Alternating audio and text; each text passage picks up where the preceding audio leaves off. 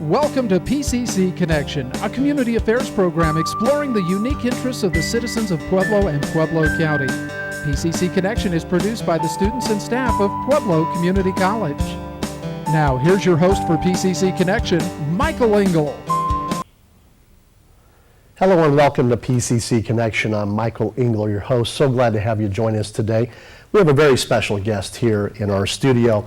She's a familiar face to those of us here on the PCC campus and probably to many of you who are watching in the Pueblo community. Beth Bricker Davis, local author and poet, and of course a PCC student or former student. And for many of us, our immediate connection to you, of course, is that you are the wife of our late great president, Dr. Mike Davis. Beth, welcome. Thank you. Nice to be here. You have done some remarkable things and have faced many challenges over, I would say, the last 10 years. But a lot of that you have poured into this incredible book, Aspen Leaves in October, Poems of Life, Love, and Loss. And what an incredible collection of poems here. And I almost want to kind of walk you through some of the title here, Poems of Life, Love, and Loss. And let's talk about life. Mm-hmm. Now, of course, a lot of this is about the loss specifically of your husband, but also of other family members. And I want to mention some of those things as we get going. But let's talk about the life portion of this. When you say it's poems of life, what are you trying to suggest there? Or what's written in here about life? Well, it's interesting because I've had several people who've read the book come up to me and say, I feel like I know you better now. And I think it feels very autobiographical, talking about various members in my life who have died in the last several years and actually just my life with them. So the life portion really is you and that connection with them prior to the loss. Right. Oh, okay. Right. All right. Well, let's talk about the loss portion. One, you've suffered multiple losses over the years. One beginning with your husband of many years, Mike Davis, and then of course you had your mother pass as well. And then I know of recent, and I know these are difficult things to talk about, but they're really kind of part of this. Your latest loss was your dog Nikki, and those are some tough losses. Walk me through some of that process of taking that loss and then channeling it through the writing process.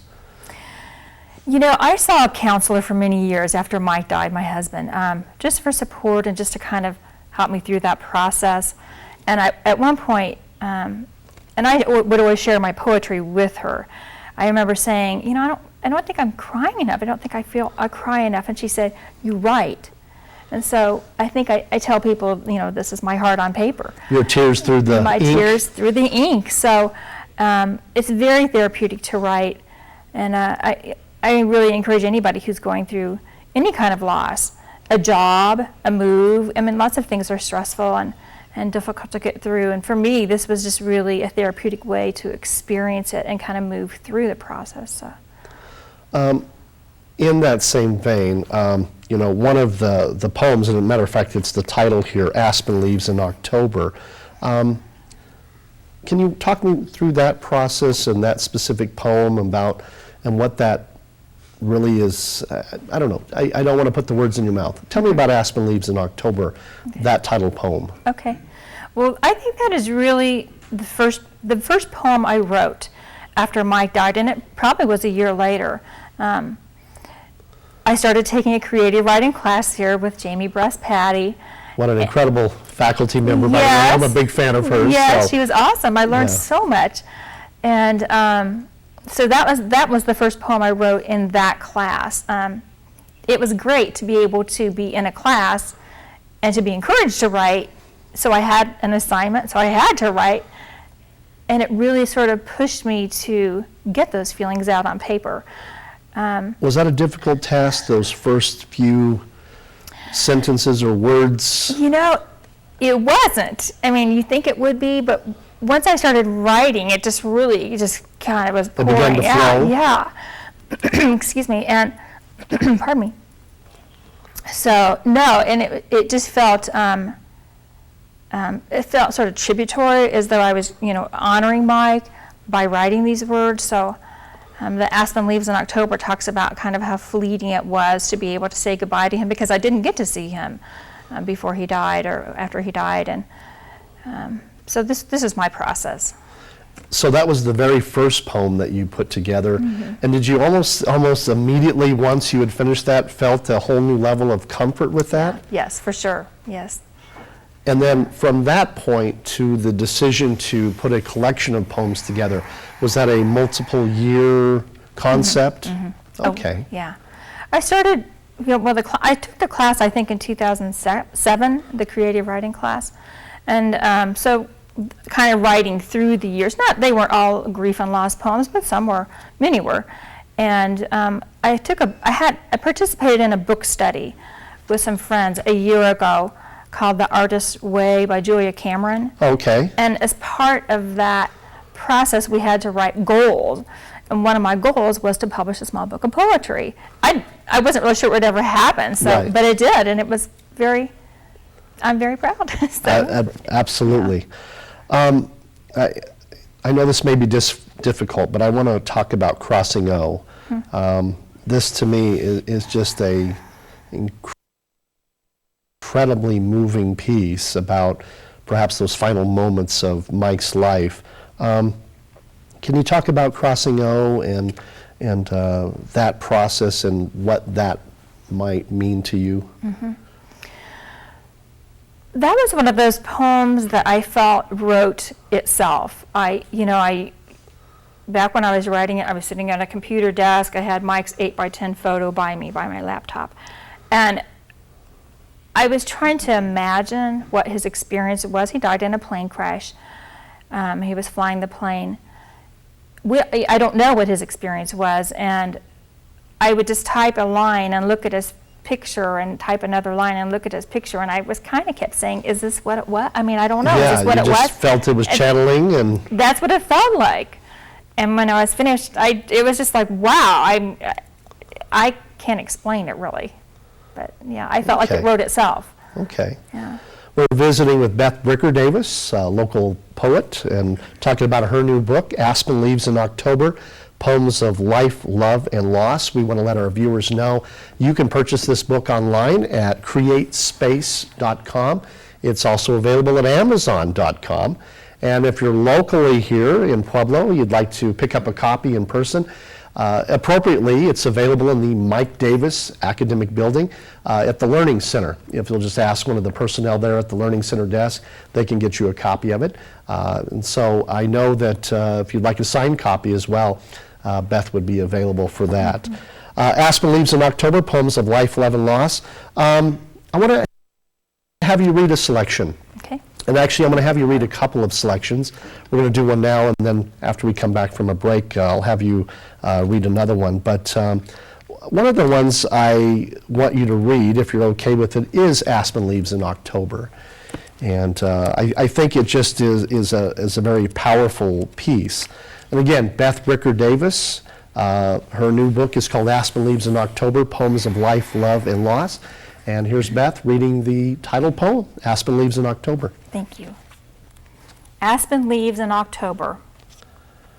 I hate this grief, but relish it and roll in it like a hound dog marking its dead prey. My heart drips with it and my ears ring with it. I have spoken of it and written about it and dreamt of it and cried with it.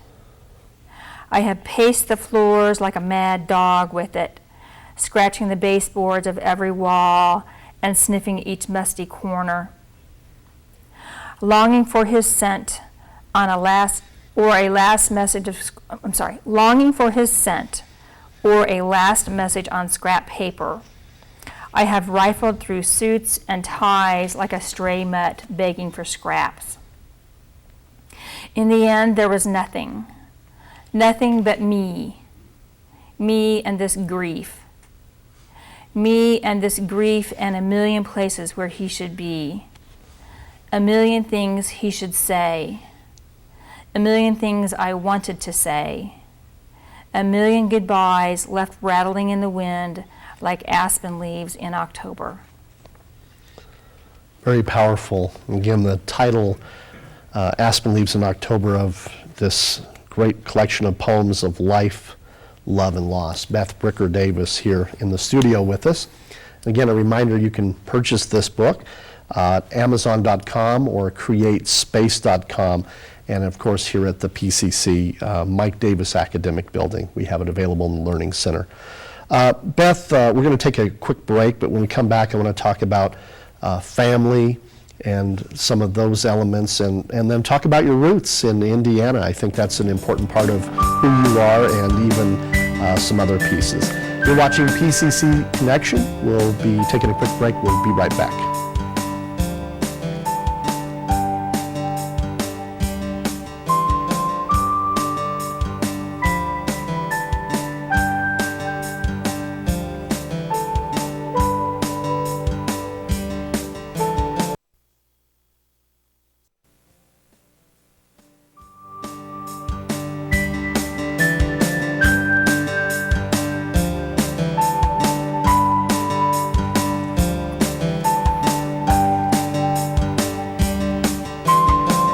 Welcome back to PCC Connection. I'm Michael Engle, your host, and we've been visiting with Beth Bricker Davis, local poet and author, and of course, wife of our late PCC president, Dr. Mike Davis. And I know some of this has been difficult to talk about this process, but I also like to think that this forum, like this book writing process, is therapeutic in a way, and to share this, and as the title suggests, poems of life, love, and loss. And there's a lot of positive things in here, and one of those things that I just love about this is family.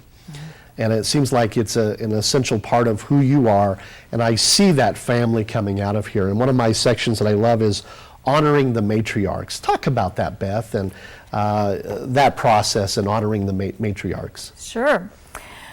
Well, I came from a very small family. You know, I was adopted. I just had a mom and a dad, one brother, one aunt, one uncle, no cousins. So that was my whole family. My grandparents died when I was young. So my dad died when I was 11. And he was 57? He was 57. He had young a heart man. attack. Young man. Had a heart attack and died. Actually, when Mike died, he died in August as well. My dad died in August. And my mom said, August has not been good for us. That hasn't been a good month, yeah. But anyway, because my dad died when I was so young, I was 11, my mom and I just developed a really, really close relationship. And she was quite a bit older than me. She adopted me when she was 51 and I was 2.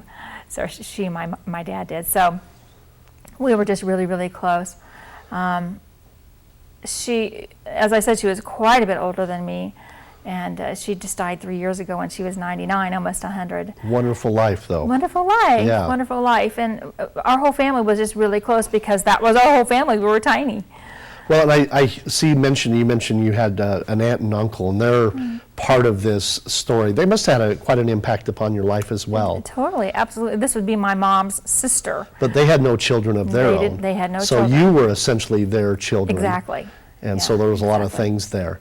One of the poems, and I'm going to have you wrap up a little bit here and talk about I Am From. And I was talking to Sarah McKinnon, our good friend, English faculty here, and we both at the same time indicated that's one of our favorite passages from this book. Tell me about I Am From, and then I'm going to have you read it for us. Okay, thank you. Well, I Am From really sort of summarizes my childhood. And I remember saying to a friend of mine, I like to visit the gravesite every now and then of my parents, but they were in Indiana. So she said, this is your way of kind of honoring them, writing this poem, and it is.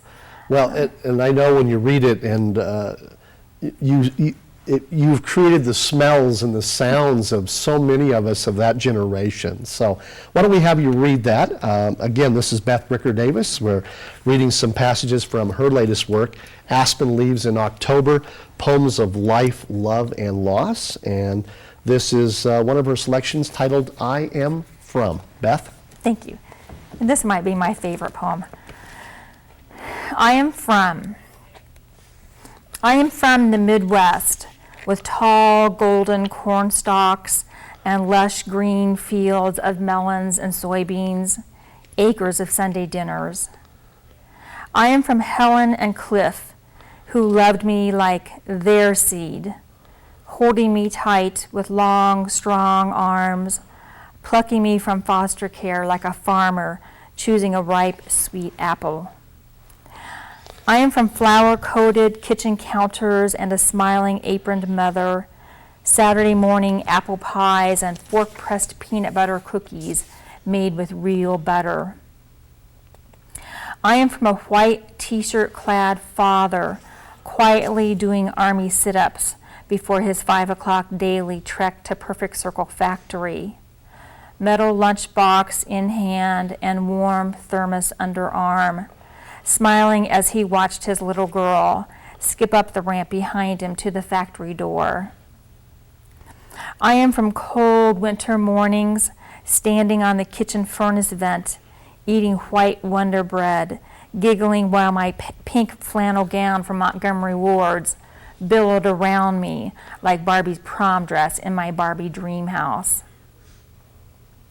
I am from crisp Sunday dresses and white patent leather shoes from Sears and a quarter for Sunday school at the First Christian Church. I am from hopscotch and jump rope and hula hoop and Foursquare and Red Rover.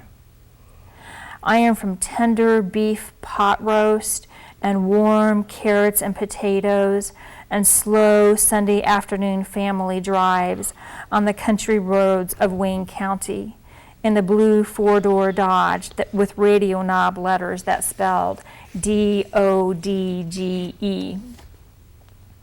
I am from regular trips on my big brother's shoulders to Carnes' Soda Bar and small paper bags of candy necklaces, cinnamon teddy bears, and giant sweet tarts.